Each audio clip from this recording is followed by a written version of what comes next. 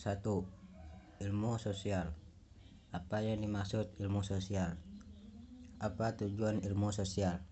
Ilmu sosial atau social science atau ilmu sosial atau social studies merupakan sekelompok disiplin akademis yang mempelajari aspek-aspek yang berkomunikasi dengan manusia dan anggota yang terkait sosialnya. Ilmu sosial dapat diartikan sebagai semua bidang ilmu mengenai manusia dalam konteks sosialnya atau sebagai anggota masyarakat.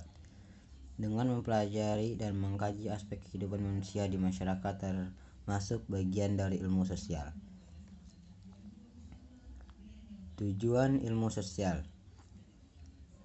1.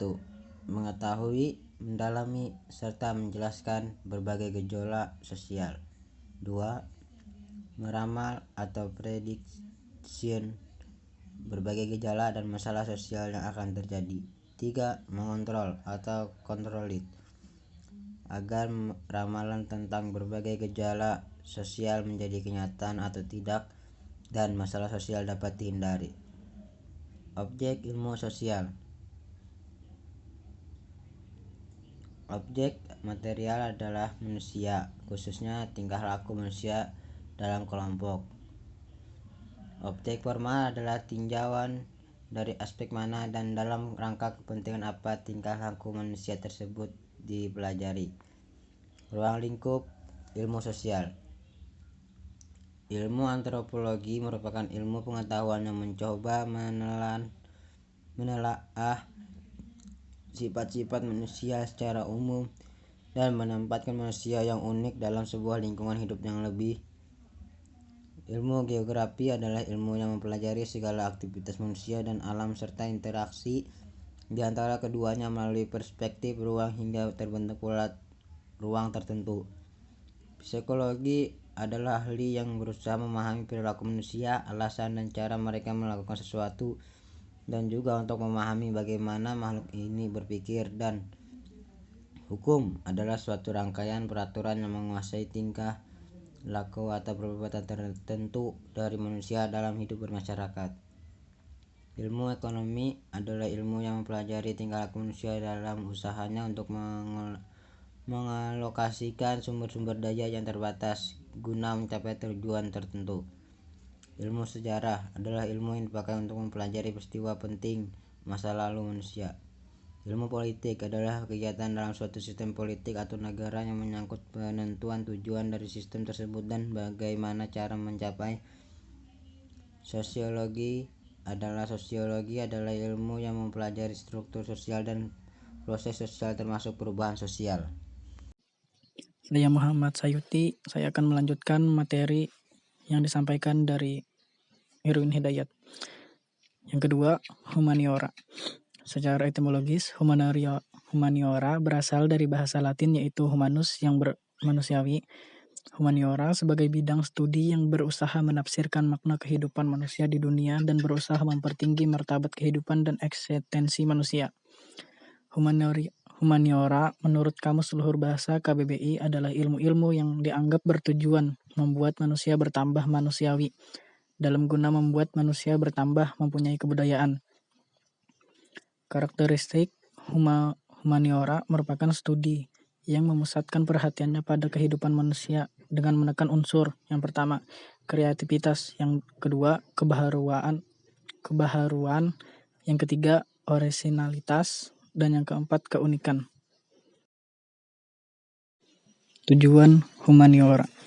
Tujuan dari pendidikan humaniora adalah untuk membimbing manusia menjadi manusia seutuhnya dan mengembalikan nilai-nilai kemanusiaan yang semakin terkikis untuk kehidupan yang lebih sempurna, membuat manusia lebih manusiawi atau untuk keselamatan dan kesempurnaan manusia. Kebudayaan adalah keseluruhan sistem gagasan, tindakan, dan hasil karya manusia untuk memenuhi kehidupan dengan cara belajar, yang semuanya tersusun dalam kehidupan masyarakat. Dengan adanya kebudayaan inilah yang melatar belakangi pendidikan, bahwasannya manusia diberkahi adanya akal dan budi daya yang menyebabkan cara dan pola yang berbeda di antara keduanya. Dan dengan adanya akal dan budidaya manusia adalah sebagai pengembangan nilai-nilai moral baik yang bersifat material maupun spiritual. Dalam metode pendidikan humaniora, anak dididik dikenalkan pada pengembangan material dan spiritual. Humaniora diharapkan dapat meningkatkan kualitas berpikir yang ditengarai sebagai sifat kritis, lentur, dan perspektif, tidak terpaku pada dogma, tanggap terhadap nilai-nilai dan sifat empati. Paradigma humaniora. Paradigma humaniora, ada 3 paradigma yang digunakan untuk mengkaji ilmu humaniora. Di antaranya, positivistik yang lazim disepadankan dengan pendekatan kuantitatif, interpretatif yang lazim disepadankan dengan pendekatan kualitatif, reflektif yang lazim disepadankan dengan pendekatan kritik. Materi selanjutnya akan disampaikan oleh Muhammad Hasan Fadilah.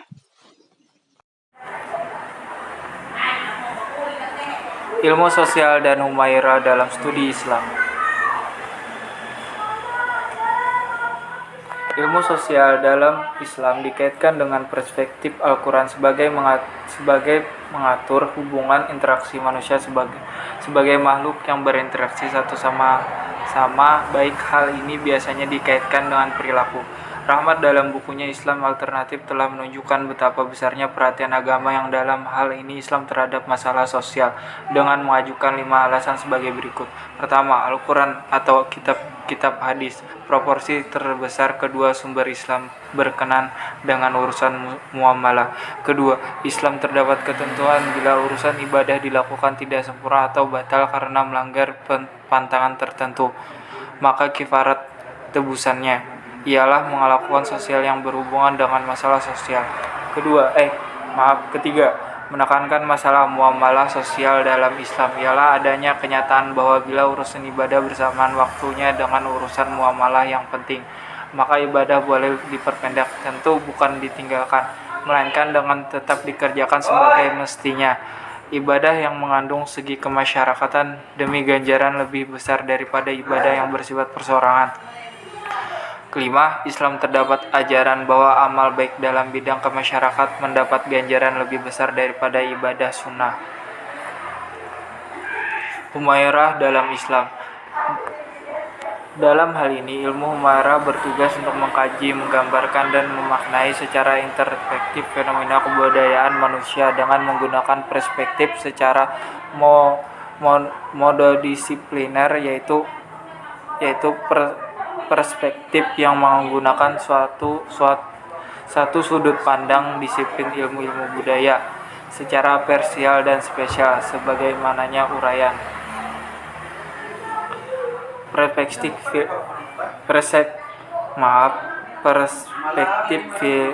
filologi. Perspektif filologi menjadikan manuskrip atau naskah-naskah kuno sebagai objek kajiannya. Tujuannya adalah untuk memahami kandungan teks keagamaan itu yang biasanya berkisar tentang konsep-konsep dan ide-ide dasar, pandangan hidup, way of life, praktik dan kelembagaan sosial keagamaan di masa lalu. Perspektif ilmu filsafat. Aspek epistemologi Islam meliput alat mengetahui sesuatu seperti panca indera, qalbu, akal, dan wahyu. Cara mengetahui atau memperoleh ilmu pengetahuan nilai kebenaran, kesalahan, dugaan, kepastian, dan lain-lain. Perspektif ilmu teologi. Perspektif ilmu teologi merupakan sudut pandang yang digunakan untuk mengkaji doktrin-doktrin kitab suci atau pemahaman pemikiran seseorang atau sekelompok orang mazhab atau aliran tentang persoalan-persoalan keimanan. Perspektif ilmu hukum. Perspektif ilmu hukum merupakan perspektif yang mengkaji secara ilmiah persoalan-persoalan hukum. Sekian dan terima kasih. Assalamualaikum warahmatullahi wabarakatuh.